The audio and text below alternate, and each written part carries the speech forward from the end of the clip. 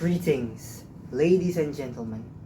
My name is Faisal, and I am here today to tell a story about the secret letter from the forest.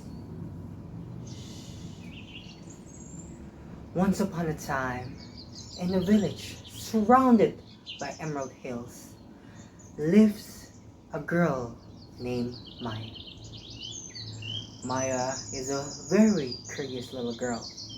She always wanders around the forest non-stop. She enjoys every single bit of the forest, from the whispers of the wind to the symphony of the leaves and to the applause of the river. But not everyone appreciates the forest as Maya does. Most people in the village, they just see the forest as trees used to make papers. But for Maya, the forest is so much more than that. One morning, as she was walking deeper and deeper and deeper into the forest, she stumbled upon a tree. But this tree seems really unfamiliar to her. This tree was as huge as an elephant and has thousands of roots climbing in the ground. So then Maya took a closer look at the tree.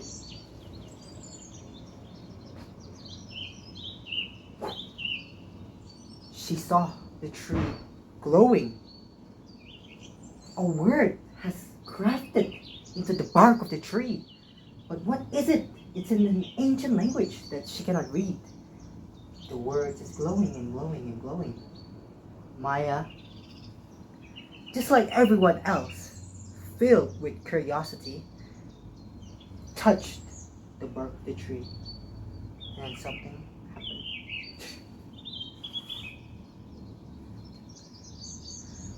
The tree didn't answer with words, but with a vision. Maya saw the vision that was shown from the tree itself. Leaves creating oxygen. The river as bloods of life.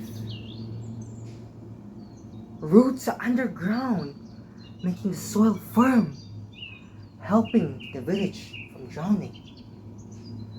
Bees flying, pollinating tree after tree to create beautiful fruits. Of course, Maya, seeing this, understood what the tree meant. Is that the hidden value of nature is sometimes invisible.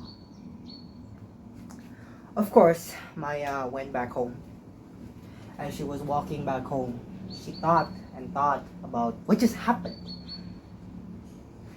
And then she met one of her mom.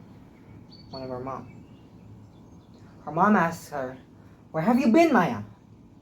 Maya then said, "I've been wandering through the forest." "Of course, mother."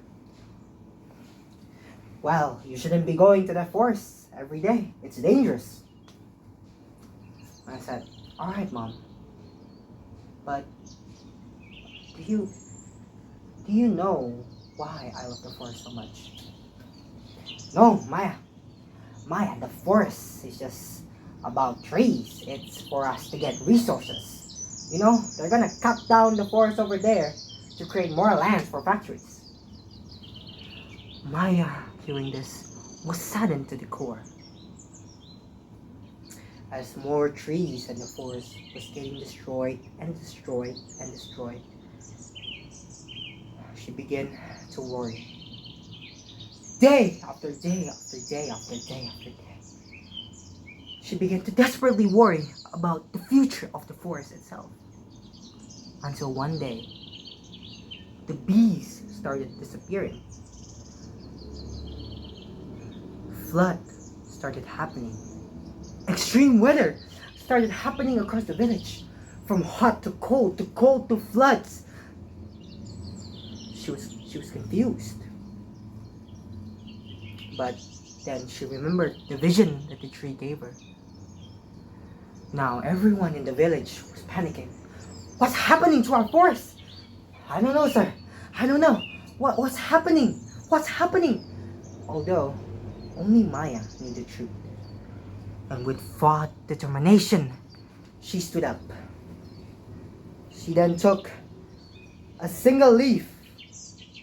She climbed up and said, "Hey, everyone, look at this leaf.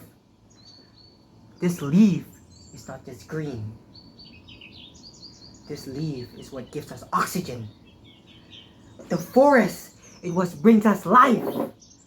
The river is not simply water. It is the blood of life.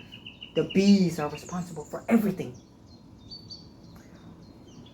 Although after this act of bravery, many still didn't listen. Many actually mocked her. "Hey Maya, you stupid. This is not because of the force." Ha! Maya, what are you saying? Although, for a select few, just a select few, they started caring more. They started planting trees across the village. They started to water the plants. They started to warn others to advocate about the importance of the forest. Now, my friends, this story, of course, reflects the life that we live today. Many people disregard the importance of nature, the importance of forests. And with this story, I hope that we can see nature as not just a commodity, but a companion to this life, to appreciate nature more. So remember, whenever you breathe, remember about the leaves. Whenever you drink, remember about the rivers. Whenever you eat fruit, remember about the bees. Because nature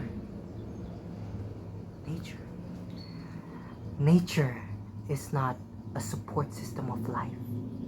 It is not a background character in life. It is the story of life itself.